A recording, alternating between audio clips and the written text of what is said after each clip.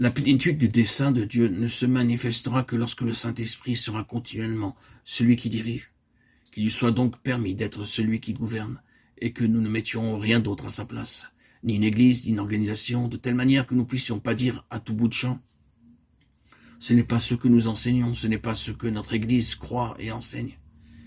Faire cela, c'est mettre quelque chose en travers de la route du Saint-Esprit. Le Saint-Esprit doit être le seul responsable, et il doit être libre. C'est à l'égard de cela précisément que les apôtres ont dû batailler avant de pouvoir par la suite être élargis spirituellement. Nous verrons cela quand nous progresserons. Le plein dessein de Dieu prend réellement forme quand le Saint-Esprit peut exercer son autorité sur nous.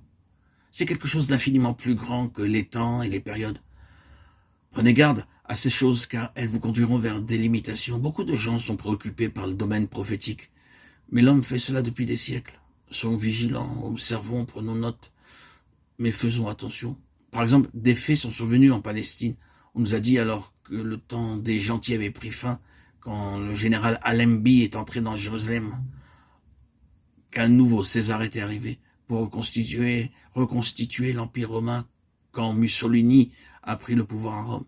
Ce genre de choses est allé bon train depuis des siècles et tout cela est basé sur une interprétation des temps et des périodes.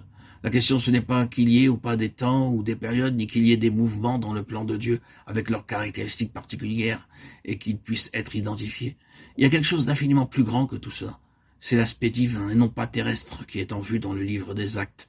C'est pourquoi, après avoir dit cela, il fut élevé. À partir de ce fait, c'est devenu une affaire céleste. Plus tard, l'apôtre Paul emploiera l'expression suivante, car l'esprit sonde tout, même les profondeurs de Dieu. 1 Corinthiens 22, 10. L'esprit sonde les profondeurs de Dieu, ou les choses profondes de Dieu. C'est quelque chose de transcendentalement plus grand que les temps et les périodes. Et si le Saint-Esprit est réellement responsable, il n'y aura pas de mystère dans ce que Dieu révélera. Des choses que l'œil n'a point vues, que l'oreille n'a point entendues et qui ne sont point montées au cœur de l'homme. C'est dans ce vaste domaine que le Saint-Esprit voudrait nous introduire.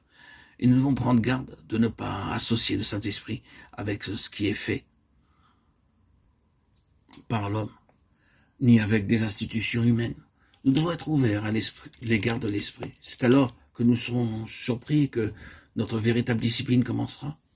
Ce dont parle ce passage d'Actes 13, 27 avait une certaine compréhension des Écritures. Il n'y avait aucun doute à l'égard de leur dévotion pour la parole de Dieu. Ils étaient fondamentalistes et très orthodoxes à l'égard de l'inspiration des Écritures. Ils étaient rigoristes en ce qui concerne les Écritures. Ils mettaient des points sur tous les i et une barre à tous les t. Beaucoup parmi eux étaient très pointilleux dans le domaine de l'observation des préceptes et des règles, même au point d'en être fastidieux, parce que la loi ordonnait que la dîme de tous les fruits du sol devrait être pour le Seigneur. Ils prélevaient la dîme très méticuleusement, même pour la menthe et pour les autres herbes aromatiques. Mais ils oubliaient en même temps les choses qui étaient intérieures et qui avaient plus d'importance pour le Seigneur, telles que le jugement, la miséricorde et la foi. Matthieu 23, 23. C'était cela, leur compréhension, leur mentalité, leur position. Ils voyaient tout sur un plan horizontal. Ils voulaient être techniquement conformes à l'Écriture.